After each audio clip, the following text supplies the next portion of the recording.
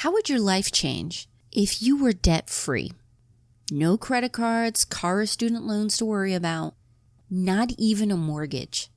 Today, Mark and Milhila are coming to share their secret to living a happy and debt-free life.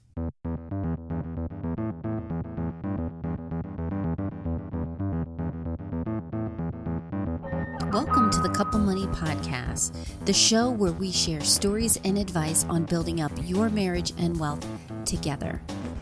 I'm Elle Martinez. Support for this podcast comes from Jumpstart Your Marriage and Your Money Masterclass. This course is designed to help you two get on the same page with money, dump your debt faster, and get you on the path to financial freedom. Sign up for the class today and get lifetime access. Just head over to couplemoney.com/jumpstart. Living debt-free can seem like an impossible dream depending on where you're starting from. For some couples and families, taking on debt seems to be just a normal thing you do. And I'm not just talking about buying a house and getting a mortgage.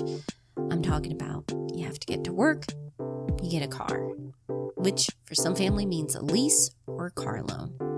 Getting an education, if you go to college, there's your student loans on there. And then for some, just to make ends meet, they feel like they have to rely on credit cards. But just because this is common and going on with your neighbors and friends, even with yourself, doesn't mean that that's the path you have to go on. But make no mistake, when you decide to go debt-free, it's a process, it's a mind shift. It's really a significant change. Mark and Milhila are on here today to share their journey and how they refocused their lives on what mattered to them.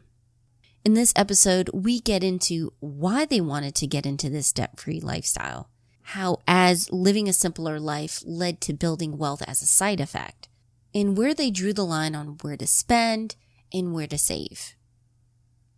Even though this movement of financial independence and simplifying is becoming more popular, like I mentioned before, it's still going in a different direction than most couples are going now. So when I was talking with Mark and Milhila, we got into what was their motivations, and we dug into a little bit with their background.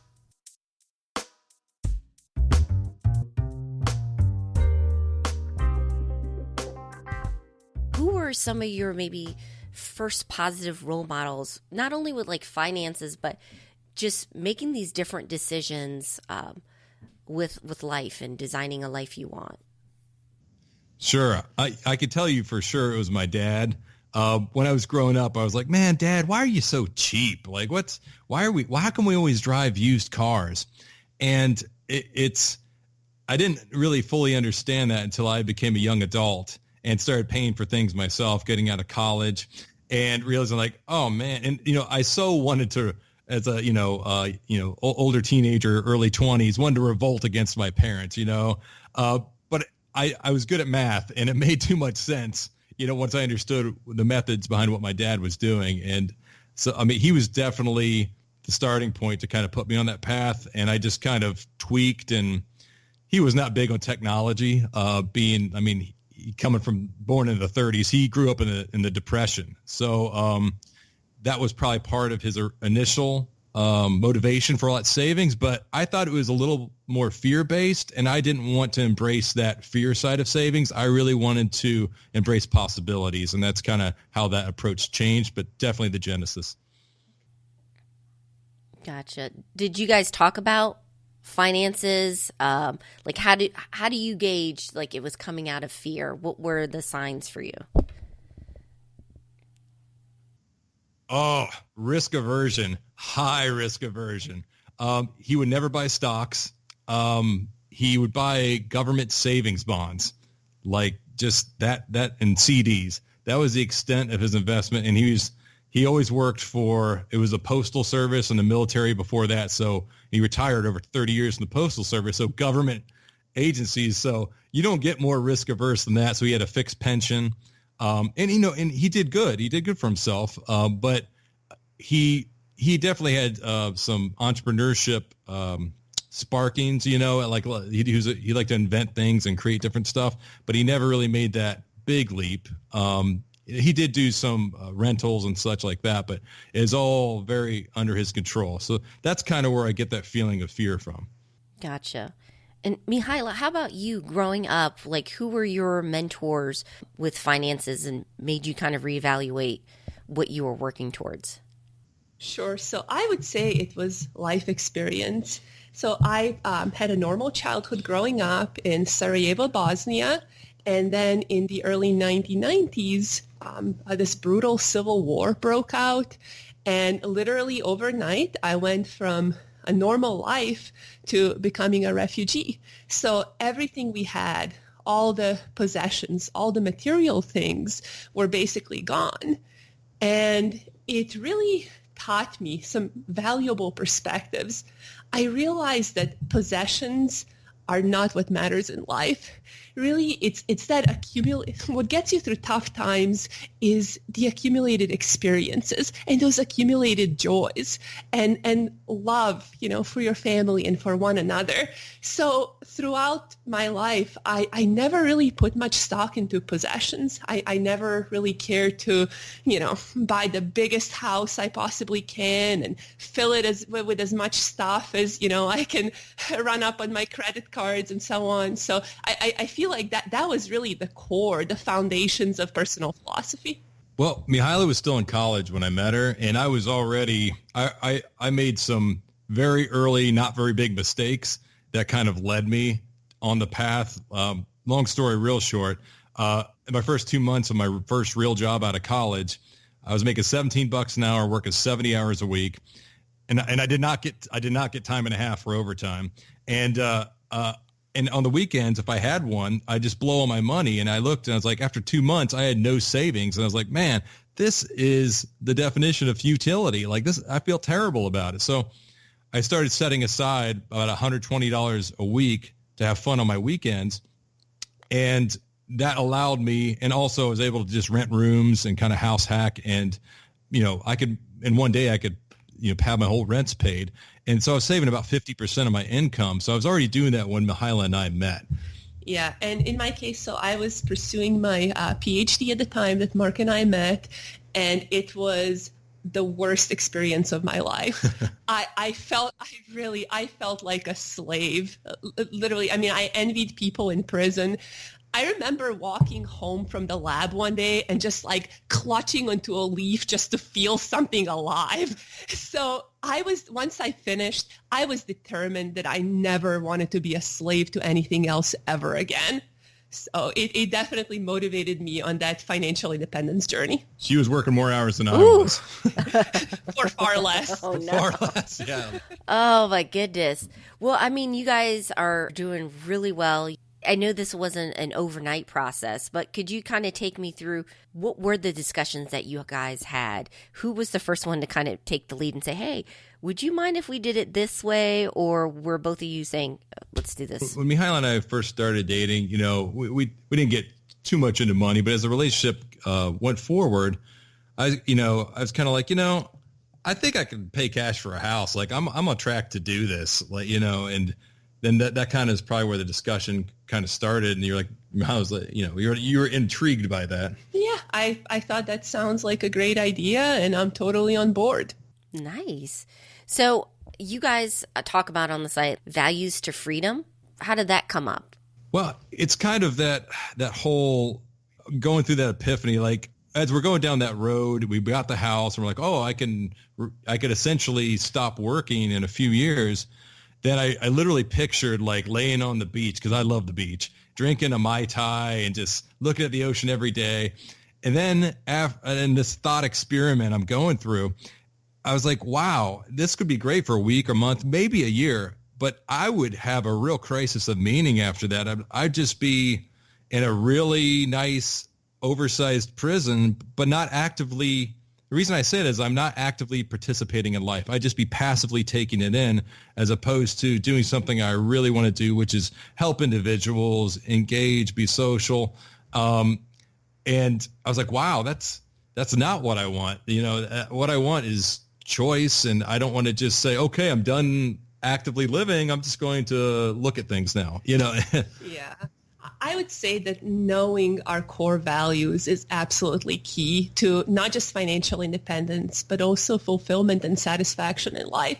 So Mark and I really have never used a budget. I mean, we know exactly where our money is going, but we've never operated on a budget. It's just from knowing what we value. And that's where the idea of, financial net worth comes out as a side effect of focusing what we want to do, the experiences, creating things, deeply connecting with other people, freedom and flexibility. So our choices just naturally align around those values. Yeah, it once we really understood that, like the only budgeting I ever did was before I met Milhila, and that was at setting that $120 a week. And the rest was just a sense of my values and what I thought an item was kind of worth. Like, I was like, man, for what I'm working and all the pain I'm going through, it's not worth the smaller pleasures. So I wouldn't do it, or I'd be smarter about it and find alternative ways of getting, a used car instead of a new car, renting a room instead of renting a house or an apartment. Figuring out what I actually needed versus what everyone else was doing and what I thought I wanted. And just kind of asking these questions. But it's a lot of that. You got to have a little quiet time to ask yourself these things and do that self-exploration of what you truly need to put you further down the path. Oh, that's absolutely key, is to minimize those distractions.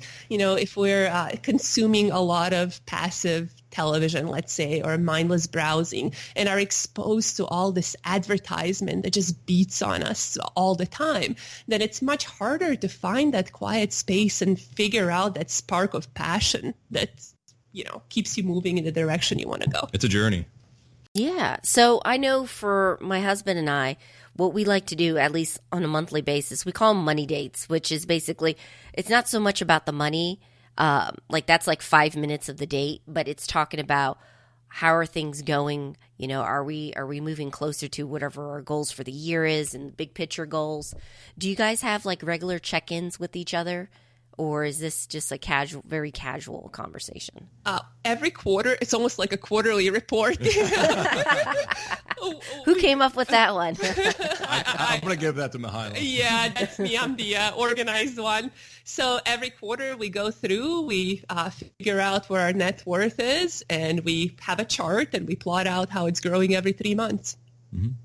So that's about all. Really, I mean, we don't talk about money that much. Which is what I love, is like I don't think about money much either, which I think some people who made the first time hearing something like this might be surprised, but that's the best part, is to not think about it and to just live your life and just be smart about where you're putting your time and your money. Because we make all decisions based upon value, and we also look for items of good value as well when we need to acquire one to help move us down the path. Yeah, because I know when we first started, and I say the same thing, like our money dates at first, because we were in debt, was we had to look at the numbers, make sure we're on track. But now it's kind of become ingrained, and the conversation is more meaningful. It's like, where are we going? If we talk about numbers, it's like, okay, which one of our friends' anniversary is coming up? We don't like to give gifts per se, but we like to maybe take them out to dinner, have a quiet evening where it's just adult conversation. The kids are at home. And so then, of course, we just things here and there. But for the most part, like, money is a small consideration to the larger questions, like, how are things going? Are we feeling pretty good about things? Should we mix things up? And it feels more like it's about the meaning versus just the money. Oh, I'm with you. And I think that what you said there makes a lot of sense too, as far as not focusing on an anniversary gift for someone, but spending time, catching up, enriching that relationship with that couple or those people. I think that's a far better investment than something someone might put on a shelf. You know what I mean? I think that's an experience, so I think that's very smart. Always curious to see how other couples handle it. And you guys seem like you're pretty even keel, really laid back. Have you guys ever disagreed on maybe how you're approaching things with finances at all? Yeah, we have. It's, I will say, I wouldn't say it's a big disagreement, but I like to have a nice meal once in a while and maybe go out. And Milhila she doesn't get that level of pleasure out of, let's say, a decent restaurant or something like that. She'll say, oh, the food's good, but. Yeah, the pleasure per dollar is just not there for me. I'd rather spend it on something else. So, but it kind of took care of itself because we have a 4-year-old and a 1-year-old. And oh my gosh, sitting through a restaurant meal, it's like we might as well put a bullet through your head. If anything, it's going to be takeout, but I have to agree with Milhila with that scenario. Rarely, it's we don't go out to eat very much. It's like it's so much less stress at home and just cooking with the kids. Yeah. Well, I appreciate you guys coming on this show and sharing your experience. A lot of couples right now, they're listening and they want to know more. Maybe you could say they're like your past version of yourselves. Is there like a tip or any advice you would give them? I think what comes to mind is something that's worked really well for me lately is to look back from the last day of my life and picture, what I really want and what kind of life I wish I would have led. And every time, it just leads me back to that path of meaning and joy and those deeper, I would almost say, spiritual aspects of life as opposed to chasing material possessions. As far as looking back, just to be in the moment more. But I honestly, a lot of this stuff definitely didn't happen. Like, yes, it doesn't happen by accident. A lot of these things are planned. So I'm happy for the most part of how the plan went, but I would just try to be more present in the moment is what the advice I'd given living life, and make sure that, we do all this work to put ourselves in any position that we're at. So enjoy that ride, and just be more present to take it in as opposed to thinking of that next thing. That's something I've been working on myself.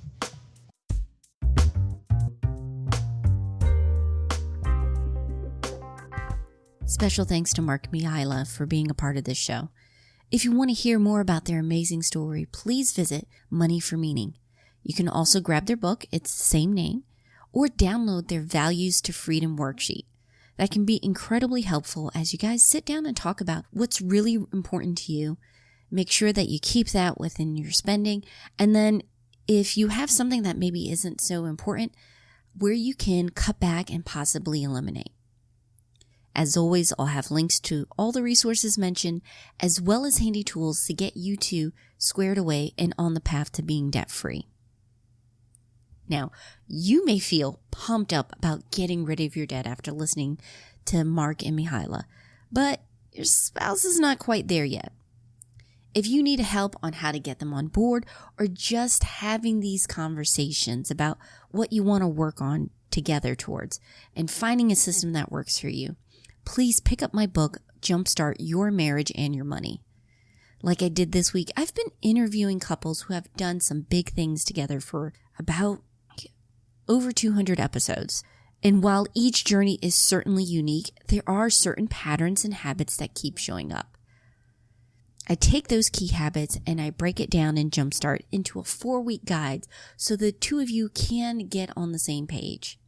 It's available on Amazon, iBooks, Barnes & Noble, well, pretty much wherever you like to read. Just make sure you grab a copy for yourself. And if you get a paperback, use it like a workbook. I try to make it as interactive as possible. So that's Jumpstart Your Marriage and Your Money. Our theme song was written and performed by Gentle Regime. Additional music by Lee Rosevere and Music for Makers. If you want to stay on top of the podcasts, videos, articles, make sure you're subscribed to Couple Money. I send out weekly updates with everything we release, as well as some behind the scene and exclusive stuff. Plus, it's free.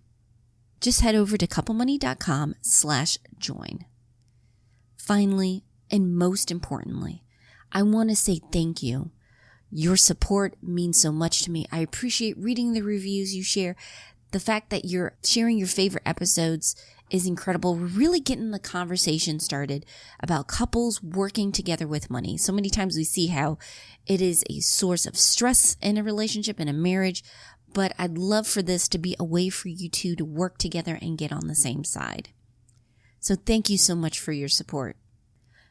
I hope you have a great week. Take care.